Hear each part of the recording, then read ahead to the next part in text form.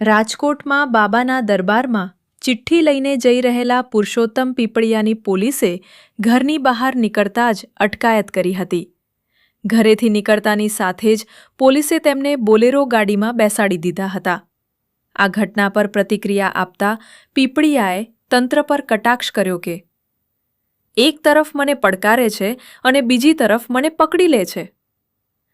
આ અટકાયતથી રાજકીય અને સામાજિક ગરમાવો વધી ગયો છે।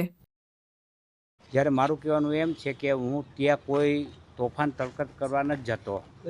હું માત્ર ને માત્ર મારા પ્રશ્નની રજૂઆત જેને પડકાર ફેંકો છે એ રજૂઆત કરવા જાઉં છું। હા, પણ હું એ જ કહું છું કે એમને મને પડકાર ફેંક્યો છે કે તમે આવો બાબાના દરબારમાં અને તમે જે કાંઈ હોય ત્યાં દૂધનું દૂધ ને પાણીનું પાણી થશે।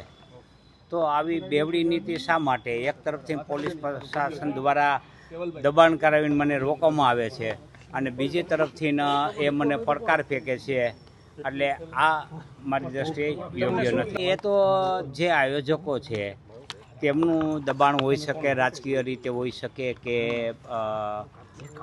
એમને ન જવા દેવા, એટલે પોલીસ દ્વારા કદાચ નહીં